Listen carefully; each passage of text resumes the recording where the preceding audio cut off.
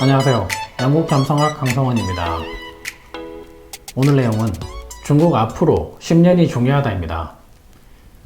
얼마 전 러시아는 극동지방의 최대 요충지인 블라디보스톡을 중국이 경유 항구로 사용할 수 있게 통 큰 선물을 했습니다.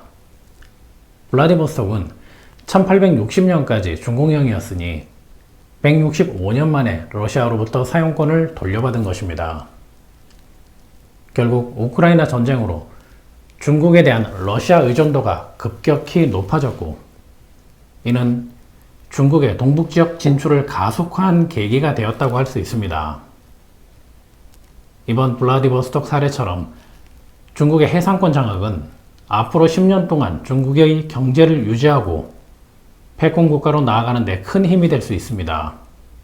지금부터 그 이유를 알아보겠습니다. 2018년 말에 중국 국가운을 예측하면서 두 가지를 강조했었습니다. 첫째는 2012년부터 2019년까지가 중국이 경제 대국을 차지할 수 있는 정점의 시기였고, 이후 10년은 지난 10년보다는 어려움을 겪어야 한다는 내용이었습니다. 둘째는 10년의 어려움을 극복하려면 80년대 선전 특구 사례처럼 해상무역을 선점해야 하는데, 주변 국가들과 동맹을 확장해 나간다면 기회가 있다. 특히 러시아와 연합해야 한다는 내용이었습니다. 그래서 이번 블라디보스톡을 통한 중국의 해상 무역 진출은 중국에게는 2020년부터 시작된 불안한 10년을 버틸 수 있는 수단이자 큰 호재가 될 수 있습니다. 문제는 미국과의 관계입니다. 미국 국가원에 따르면 미국은 2026년까지는 패권국가 자리를 다지기 위해 금융정책, 에너지정책, 반도체 정책, 친환경 정책, 더 나아가서는 식량 정책까지 외교적 무기로 삼아 패권에 방해되는 국가를 압박하고 중국과 대치를 이어나갈 것으로 예측됩니다. 그런데 이러한 예측 내용을 다르게 해석하면 중국이 미국의 대중정책 압박을 2026년까지만 버텨준다면 새롭게 국제 질서를 개편할 수 있음을 의미합니다. 물론 이러한 예측이 가능하기 위해서는 중국은 2026년까지 남은 3년 동안 5가지 과제를 수행해야 합니다. 첫 번째 과제는 중국 국가원에서 알려주는 해상무역 장악입니다. 얼마 전 남태평양 10개국이 참가한 중국 남태평양 외교장관 회의가 미국의 입김으로 중국 의도대로 흘러가지 않았습니다. 그러나 2026년 이후에도 해상 외교의 중심 국가가 미국이라고 장담할 수는 없습니다. 이유는 20년 동안 경제 성장이 예측되는 인도의 움직임과 해상 무역 강국을 차지하려는 일본의 경제 성장이라는 변수, 그리고 후쿠시마 원전 오염수 방류 문제 등이 미국 중심 해상 외교의 큰 변수가 될 수 있기 때문입니다. 두 번째 과제는 대만과의 영토 분쟁입니다. 혹자는 중국이 공포정치를 계속할 것이다, 또는 그래야만 국제사회에서 살아남을 수 있다고 말하지만 제 생각은 다릅니다. 미래의 중국은 전쟁이나 분쟁이 아닌 동맹이 가능한 국가 이미지로 변할 것으로 생각합니다.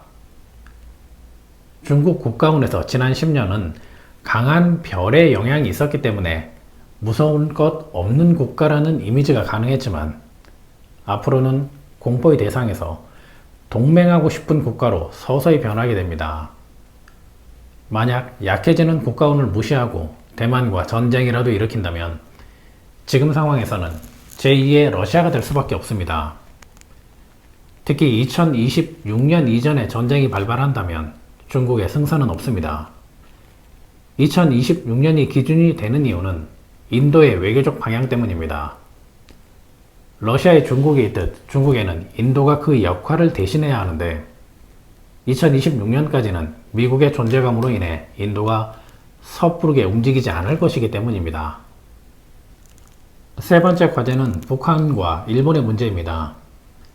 2026년 이후 변화될 미국의 위상과 국제 질서는 새로운 변수가 될 수 있습니다. 물론 중국이 인도 대신 북한 카드를 꺼낼 수 있겠지만 여기에는 일본이라는 변수가 존재합니다. 지난 2022년 예측에서 일본과 북한은 관계 개선이 가능하니 대한민국은 주도권을 빼앗기면 안 된다고 예측했었는데, 현재 기시다 총리 발언과 북한의 경제 상황, 대한민국 정부의 대북 정책 변화가 맞물리면서 우려했던 예측이 조금씩 현실화될 수 있어 답답할 따름입니다. 네 번째 과제는 광물의 무기화와 위안화 격상입니다. 천연 에너지에 이어서 천연 광물의 무기화가 세계 경제에 미치는 영향이 본격적으로 시작이 됩니다. 중국은 천연 에너지 최대 수입국 중 하나이고 식량 수입도 소비량의 20%를 넘어가고 있지만 희토류를 비롯한 다양한 천연 광물 보유국이기도 합니다. 그래서 과거 미국과 중동 천연 에너지 중심의 패권이 앞으로는 천연 광물 중심의 패권국으로 재정립될 수 있습니다. 만약 중국이 이러한 우주의 질서에 편승해서 일부 석유 가격을 위안화로 결제했듯 천연 광물 거래와 위안화 결제를 하나로 묶는다면 국제 질서를 개편하는 유리한 위치에 올라갈 수 있습니다. 또한 미국 국가원에 의해서 3년 동안은 금융 질서를 무시하는 미국의 강달러 정책도 계속 이어지게 되니 이러한 정책에 반대하는 일부 유럽 국가들과의 반미 동맹도 3년 동안 중국이 진행해야 하는 과제라고 할 수 있습니다. 마지막으로 다섯 번째 과제는 중국의 위협이 되는 변수입니다. 여전히 천연 에너지 최대 수입국이면서 식량 수입도 소비량의 20%를 넘어가고 있다는 것, 그리고 노동인구가 계속 감소한다는 것, 지난 2012년부터 2019년까지 급성장을 앞으로는 기대하기 어렵다는 것인데, 이러한 변수들을 단기전에 해결하려고 안보와 경제 상황을 악화시키는 조급함을 드러내게 되면 오히려 위험한 10년을 맞이할 수도 있습니다. 앞에서 설명했던 과제들의 우선순위를 두어 짧게는 3년, 길게는 10년이라는 장기전으로 돌입하거나 혹은 2026년 이후 승부수를 띄운다면 중국이 새로운 국제 질서의 중심에 편승하지 않을까 생각합니다. 지금까지 중국 앞으로 10년이 중요한 이유와 해결해야 하는 과제들이었습니다. 감사합니다. 영국 점성학이었습니다.